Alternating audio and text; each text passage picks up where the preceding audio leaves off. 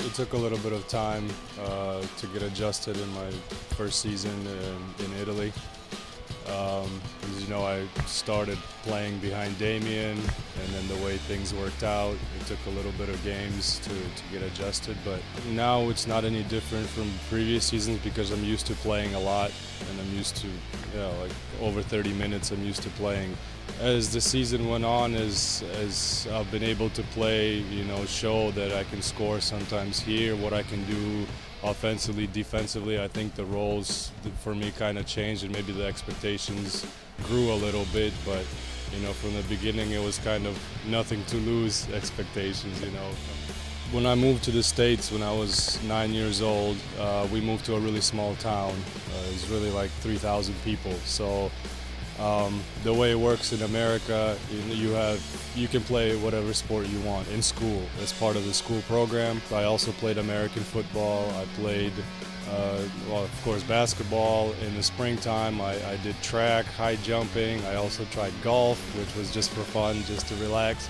I was better at basketball than I was at American football, so I decided to focus only on that. And like I said, small schools, small teams, but I was good, so I just kept working. I got offered a scholarship to a junior college for 2 years, which helped a lot because of the financial situation of my family. We didn't have a lot of money, so when you're offered a scholarship to pay for your education plus to play basketball, of course, it's great. My first year was successful. I got some local nominations for first team, this and this, and I started to get letters from Division I schools. I started to get interest, and that was kind of unexpected. I mean, I was playing well, but like I said, I never had any high expectations. I was studying. My focus was on engineering. That's what I wanted to pursue. And still, when I chose the university, I chose it based on education.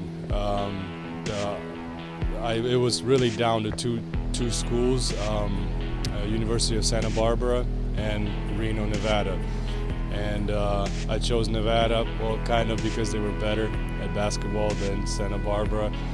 Santa Barbara had a really good educational program for engineering, but it was really, really high level. It was competitive, it was tough, and I knew with basketball, with the time it requires, playing Division I, traveling, practices, it would be really hard to stay at that level.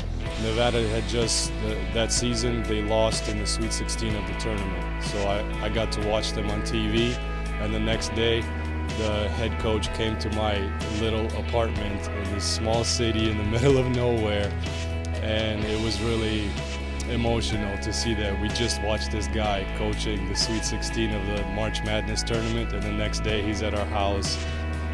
The guys always make fun of me for the pictures that are posted after the games, the emotions, the things I do, and sometimes I don't even recognize myself. I think the adrenaline is really what does it.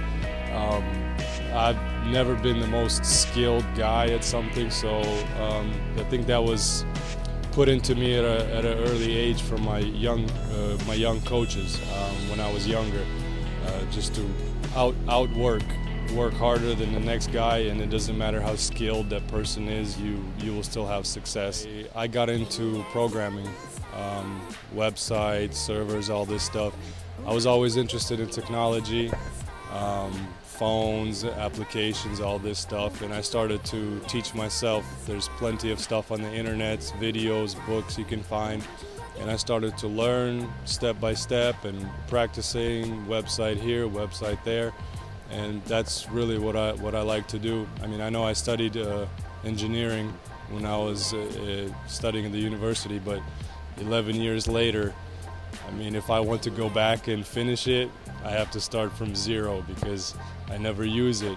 But this is really exciting. It's fun to know how things work for me. I don't know, to take things apart, to figure out how it works inside.